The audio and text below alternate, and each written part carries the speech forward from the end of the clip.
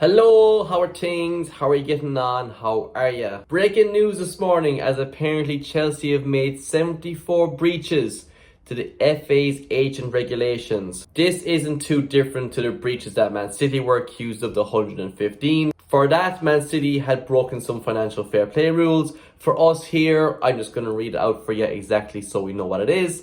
We're going to talk through it, what the repercussions could be, and what this means for Chelsea going forward. This video won't be great crack, but I'll do my best to make it a bit of a laugh. So, Chelsea faces 74 charges for alleged breaches of FA's agent regulations. It's important to first understand what are FA agent regulations.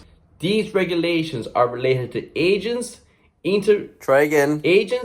intermediaries, third-party investments in players. The charges span from 2009 until 2022, with the majority of the conduct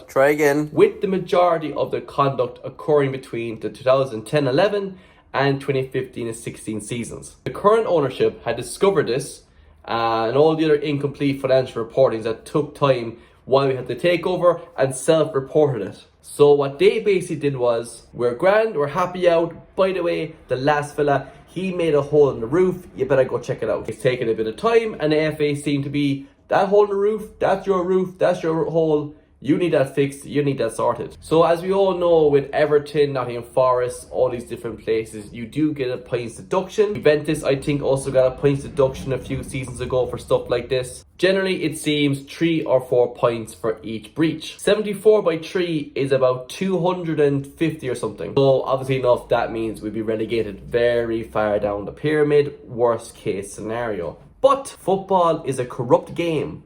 If you've got money, you'll be okay. As we have seen with Man City, their 115 charges are taking a whole lot longer to assess and punish than Forest and Everton's did. And given the massive presence and stake and investment put into Man City by the Premier League, UEFA in general, the brand that it is, Chelsea is going to be on the same level of brand as Man City, if not better. What I'm trying to say is really, and it's very unfair, but it's just the way the world is, there could be a workaround here for Chelsea to not get as bad of a punishment as we probably should, especially if Roman was still in charge of the club. Given that this was prior ownership and we also self-reported it, then that might put us in a little bit more of the good graces of the FA and whoever else. In reality, they should probably just look at Chelsea. That's the business, that's the organisation. They caused the breach. Doesn't matter who's at the steering wheel. You knew you hopped in this car that it had a flat tyre. You didn't sort it out. But then again, how could we sort it out? We did the best we could. We self-reported it. We came up and said, hi, dodgy stuff going on here. Nothing to do with us, but we're just making you aware. The next transfer activity from Chelsea is probably going to be a season-long loan for Man City's lawyers. But overall, I don't think it's going to be that bad, to be honest. I don't think we're going to get massive sanctions. I don't think we're going to get massive bans, points reductions, all that kind of stuff. I think a transfer ban would do us the world of good and stop buying so many players. But regardless, I don't think there's anything to really worry about here. I think we might get a fine. Nothing major besides that. Even if we do get a points deduction, look, it could affect our place in the Champions League, like qualifying for next year if we do get a points deduction. But unless you give like a 20-30 point deduction, I don't really see any reason here to give any deduction at all. I don't think they're going to give 4 or 5 points. So realistically, you're really going to go hard with the 20-30 points. We'll dispute it and probably get it lifted. That's just the way football is these days at a higher level. It's corrupt, it's fucked. But what can you do? So for all the Chelsea fans out there, I would say this is nothing to worry about. It's no major issue, to be honest. Every other fan out there, I know you would love to see Chelsea fall. I don't blame you very much. We can be pricks in the market. But I don't think there's any massive issue here, to be honest. Like, it does say here that it could lead to significant penalties. There could be a Champions League ban if it's a more serious concern, especially if the club are found to have violated UEFA's financial rules.